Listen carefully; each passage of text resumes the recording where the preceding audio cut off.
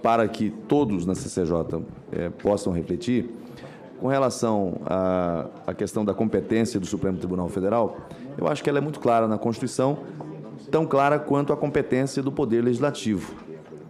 E aí não dá para alguém vir aqui sustentar um voto dizendo que o que o Parlamento está fazendo é desafiar uma decisão do Supremo Tribunal Federal ou legislar de maneira desprezível, porque nada vai adiantar, porque a decisão de lá é a que vale, que manda ou que tem efeitos. Aqui tem que ser observado duas questões. Primeiro, esse projeto de lei ele nasce das condicionantes originadas numa decisão do próprio Supremo Tribunal Federal, senador Márcio Bittar, naquele emblemático caso Raposa Serra do Sol, senador Messias. De lá nasceu, do Estado de Vossa Excelência. Só que naquele caso, diferente desse que está sendo enfrentado agora pelo Supremo Tribunal Federal, naquele caso não houve repercussão geral.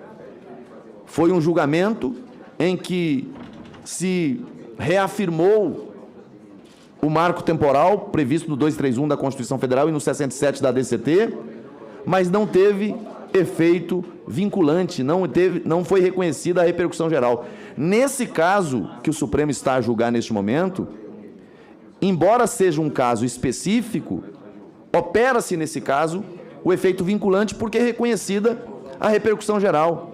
Agora, a repercussão geral vai até que ponto?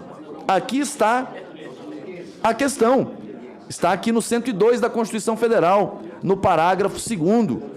As decisões definitivas de mérito proferidas pelo Supremo Tribunal Federal nas ações diretas de inconstitucionalidade e nas ações declaratórias de constitucionalidade produzirão eficácia contra todos e efeito vinculante relativamente aos demais órgãos do Poder Judiciário e à administração pública direta e indireta nas esferas federal, estadual e municipal. E aqui eu quero trazer, além do que a própria Constituição, para aqueles que se veem numa condição menor do que o Supremo, a reclamação número 13019, que foi relatada pelo então ministro Celso de Mello. Veja o que diz o precedente consolidado do Supremo Tribunal Federal, numa reclamação. E é bom, reclamação ocorre quando uma medida ou uma ação desafia a autoridade, a validade de decisão tomada pelo Supremo Tribunal Federal. Veja o que disse o Supremo, porque ela foi referendada pelo Pleno do Supremo.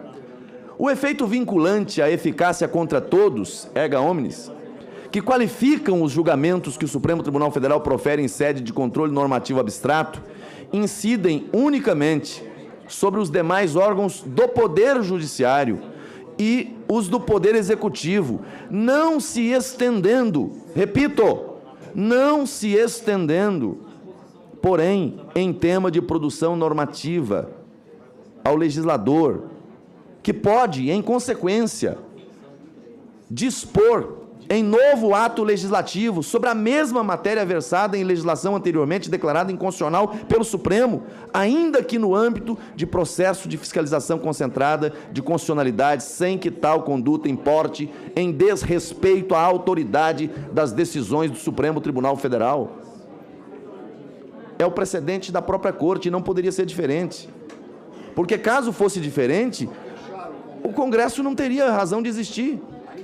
Então, não se trata de ofensa ao julgado do Supremo Tribunal Federal. Obviamente que isso não impede que, posteriormente, alguém ingresse com ação direta de inconstitucionalidade e seja submetido àquele colegiado também esse aspecto.